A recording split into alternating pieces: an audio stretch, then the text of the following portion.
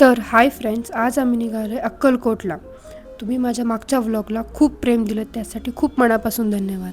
ह्याही व्लॉगला असंच प्रेम द्या. चला तर मग.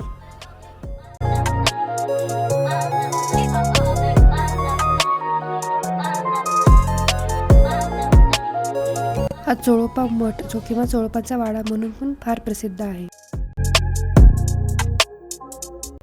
तिथे दर्शन करून आम्ही आलो आहे आता वटवृक्ष मंदिराकडे.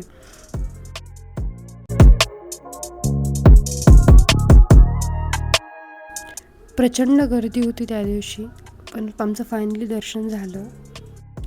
आम्हाला महाप्रसादासाठी थांबता नाही आलं, कारण आम्हाला परत वापस पुण्याला यायचं होतं, म्हणून आम्ही बाहेरच नाश्ता केला.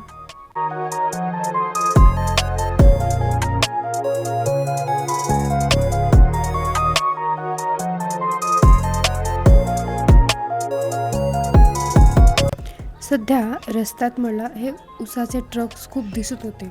ऊसतोडीचा हंगाम असल्यामुळे इथे ऊसाचे ट्रक्स आणि ट्रॅक्टर्स भरपूर आहेत. त्यामुळे रस्त्यावरून जाताना थोडं सावधानतेने जा, कारण खूप ठिकाणी ॲक्सिडेंट्स वगैरे झालेले आहेत.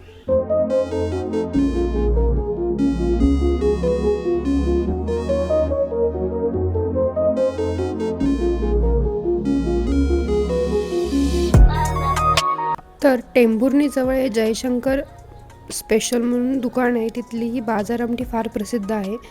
याची रेसिपी मी नेक्स्ट ब्लॉगमध्ये दाखवणारच आहे. खूप टेस्टी लागते. तुम्ही कधी गेलात तर नक्की परचेस करा. आम्ही पेट्रोल भरायला थांबलो होतो, तिथे मला ही क्यूटशी मनी माऊ दिसली.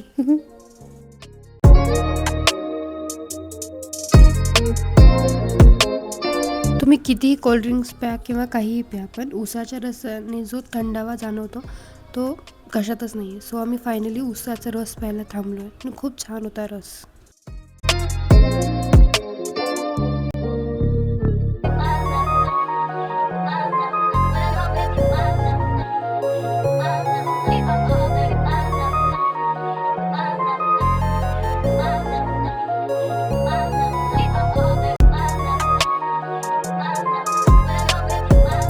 तर आम्ही आलो आहे पुण्यामध्ये. अर्थातच पुणे आणि ट्रॅफिक हे इक्वल इक्वेशन आहे, जे कधीच मोडू शकत नाही. So welcome to Pune. आम्हाला खूप ट्रॅफिक लागलं आणि आम्हाला लिटरली घरी जायला संध्याकाळ झाली.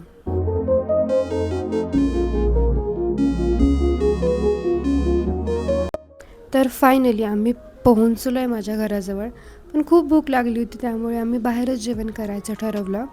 तर हे हॉटेल वऱ्हाडी म्हणून आहे. याचे ऑनलाईन रेटिंग्स खूप छान होते. इथे बोथ व्हेज आणि नॉनव्हेज दोन्ही ऑप्शन्स आहेत.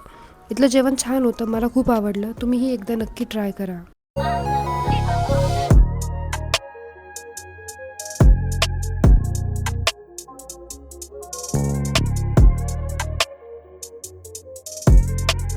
तर फायनली इतक्या वेळेच्या प्रवासानंतर आम्ही जातो आहे फायनली घराकडे.